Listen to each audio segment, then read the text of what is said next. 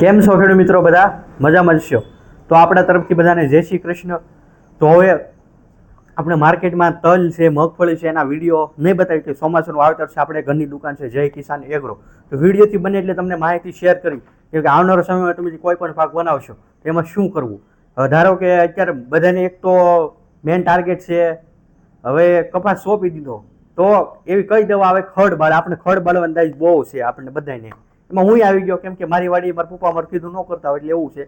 તો એ પણ માહિતી આપણા વિડીયો સાથે મળતી, પણ ચેનલને સબસ્ક્રાઇબ કરવાની બાકી, સબસ્ક્રાઇબ કરી રાખજો જેથી તમને રોજ અપડેટ મળતી રહે નવી નવી। તો આજના વિડીયોમાં આપણે શેર કરીશું ચોમાસુ બાજરીનું વાવેતર, કઈ કઈ વેરાયટી હાલે બેસ્ટ, આપણી પાસે જે 4 વેરાયટી છે હાજરમાં છે તો એ વેરાયટી તમને બતાવશું। પછી સાથે અમેરિકન મકાઈ હજી સોંપવાની હોય, કેમ કે આજનો વિડીયો છે બનેલો તમે શેર કરજો, કેમ કે 2 દિવસથી વાવણી લઈ વરસાદ છે, આની આજે વરસાદ વરાપ કાઢી છે મારા એરિયામાં જે તળાજાવાળો, તમે બીજા જિલ્લામાંથી એરિયો જોતો અહીંયા તમારે કેવો વરસાદ છે, આજનો વરસાદ છે કે નહીં પણ સાથે કોમેન્ટમાં લખજો જેથી લઈને ખબર પડે। હવે બધું કર્યું પણ આપણને એક સાથે બીજી માહિતી હોય છે, આપણો પાયો મજબૂત કરવો પડે।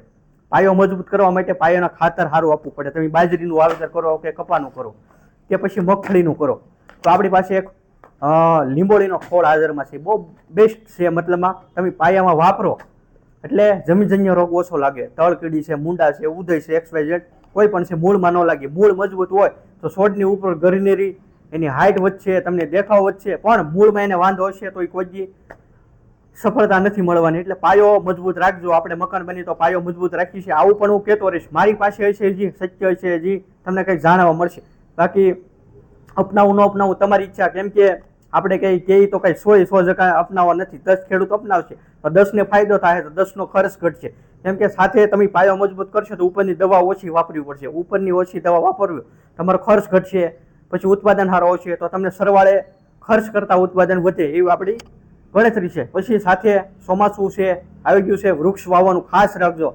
આપણા ભારત રાજ્યમાં 4 થી 5 કરોડ વૃક્ષની જરૂર છે, એ પણ રહેજો। રોજ વિડીયોમાં વૃક્ષ તો આવશે ને આવશે, કેમ કે વૃક્ષ વાવશે, મને ફોટો મોકલશે, હું બીજે દિવસે શેર કરી કે મારો વિડીયો જોઈને આ ભાઈ શેર કર્યો, તમે ફોટો પાડી મોકલશો કે આ રીતનો સેલ્ફી હોતો તો એ પણ હું બતાવીશ કે ભાઈ આ ભાઈ છે આ રાજ્યમાંથી છે કે આ જિલ્લામાંથી છે, એને વૃક્ષ વાવ્યું છે, એ પણ હું વિડીયોમાં બતાવીશ। તમે એમ નહીં માનતા, જે આપણી સાથે સપોર્ટ કરશે એને પણ આપણે સપોર્ટ કરશું, વિડીયોમાં બતાવીશું, કેમ કે મને વૃક્ષ પ્રત્યે લાગણી છે। આ વસ્તુ હું ગમે ત્યારે બધું, પણ મને વૃક્ષ પ્રત્યે જે પ્રેમ ને લાગણી છે એ બહુ છે, કેમ કે જે આપણે ગરમી વાવટા થાય છે એનાથી બચવું છે, એટલા માટે મારી ખાસ નમ્ર વિનંતી છે। મને વૃક્ષ પ્રત્યે બહુ પ્રેમ છે, ખાસ યાદ રાખજો એ વૃક્ષનું તો હું રોજ કહેવાનો છું। અમુક વસ્તુ રોજ કેવી પડે, તમને ન સારું લાગે કાંઈ વાંધો નહીં, પણ મને કેવું ગમશે, કેમ કે રોજ નવા સબસ્ક્રાઈબર વધતા હોય, વૃક્ષ વાવવાનું ખાસ યાદ રાખજો। તો આગળ આપણે ડિટેલમાં, તો આ પાયરેર આપણે આરતી બાજરી વિશે વાત કરી લીધી, આવે છે દીપક સીડ કંપનીની, આ અત્યારે ચોમાસું પણ વાવેતર કરી શકાય છે, પછી જ્યારે તમે આપણે ખીર પછીનું જે વાવેતર કરો છો, શિયાળું કે ઉનાળું તમે જે કહેતા હોય તમારી ભાષામાં, તો ત્યારે પણ વાવેતર કરી શકે છે, આપણે એક સારી ક્વોલિટીની બાજરી છે। પછી આગળ વાત કરીશું આપણે સમૃદ્ધિ કરી, આ પણ બાજરી એક સારામાં સારી છે, જે અત્યારે પણ વાવેતર કરી શકશો તમે, પછી આવનારા સમયમાં જ્યારે તમારે ઉનાળામાં વાવેતર કરવું, જે વેરાયટી 2 સિઝન માલતી છે એનું પણ 2 રીતે માહિતી આપી દઈશ જેથી લઈને તમને ખબર પડે। અમુક વેરાયટી હોય કે જે ઓલામાં જ હાલે, અત્યારે ન હાલે, એટલા માટે તો 2 વેરાયટી વિશે માહિતી અત્યારે ચોમાસામાં હાલે છે। હવે ત્રીજી વેરાયટી આવે છે પાયોનિયર કંપનીની, એ વસ્તુ કહેવાય, મતલબ વધારે માર્કેટમાં હાલતી હોય તો હશે 87M94, આ વેરાયટી અત્યારે તમે ચોમાસામાં વાવેતર કરી શકો છો। પછી આગળ આપણે વાત કરીશું હજી એક છે નવભારત ગૌરી, તો આ પણ તમે અત્યારે વાવેતર કરશો, આ એ પણ બંને રીતે હાલે છે, હજી તમે ઉનાળુ વાવેતર કરો એમાં હાલે છે, અત્યારે વાવેતર કરો એમાં હાલે છે। પછી કદાચ ઘણા ખેડૂત મિત્રો એવો હોય કે અમુકના એરિયામાં પાણીનું શોર્ટેજ હોય, પછી ઉનાળુ વાવેતર ન કરી શકે, તો ત્યારે પણ મતલબમાં તમે 12મા મહિનામાં 11મા મહિનામાં વાવેતર કરવું હોય તો આ બાજરીનું વાવેતર કરી શકો છો, એની સાથે આ બાજરીનું પણ તમે એમાં વાવેતર કરી શકો છો।